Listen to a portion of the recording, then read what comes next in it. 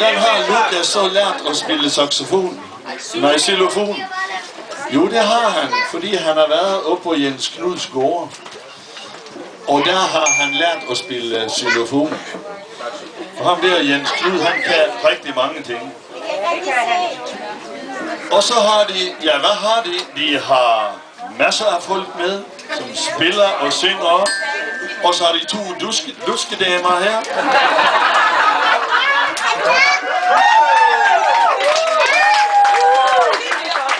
En slags sådan shubidua-dame. Shubidua. Og ikke nok med det, de skal også synge. Og de arbejder på sagen. Er alle sammen klar? Alle sammen er langt fra klar.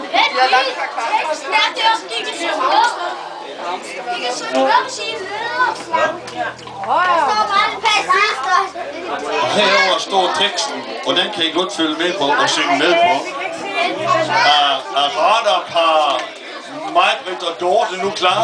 Ja, det er meget klar. De har stillet sig godt foran børnene, og så det er helt sikkert. Eller jeg bagved dem, det kan jeg.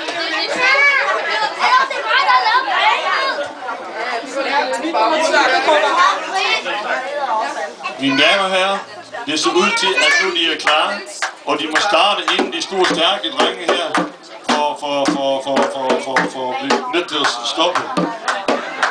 De vilde pomfritter.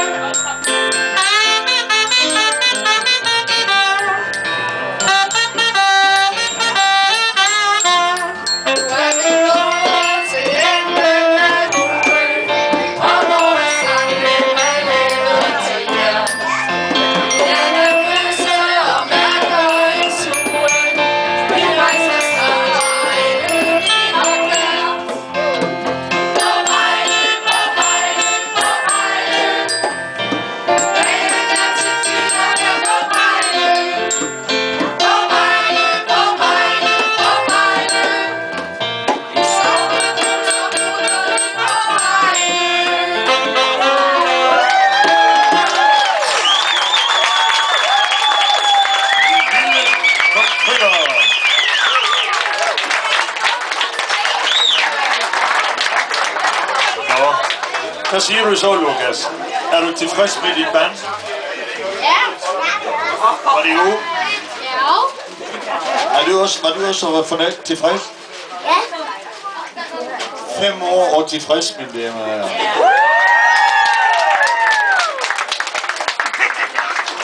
Og hvad siger så dommerpanelet her? Hvad har de godt at sige om de vilde prompitter? De vilde prompitter, ikke pum, tag nogle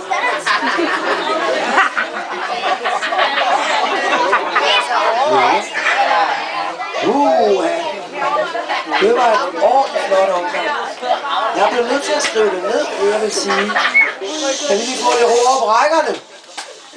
Tak. Jeg kan ikke tale så højt. Jeg blev nødt til at skrive det ned. Jeg er sådan lidt rør. Jeres fællesskab og venskaber og kærlighed til hinanden og vores alles vejløb kom virkelig ud over scenekanten og lige ind i vores hjerter. I gav med jeres sang og hjerte også den skønne følelse af fællesskabet her på Vejle, som også rækker meget videre. Fed backgruppe, det må jeg sige. Der var gang i den. Tak for det.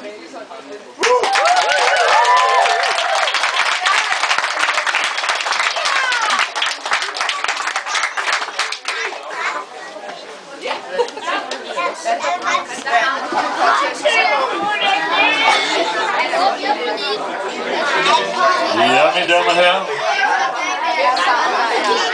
Var det ikke dejligt?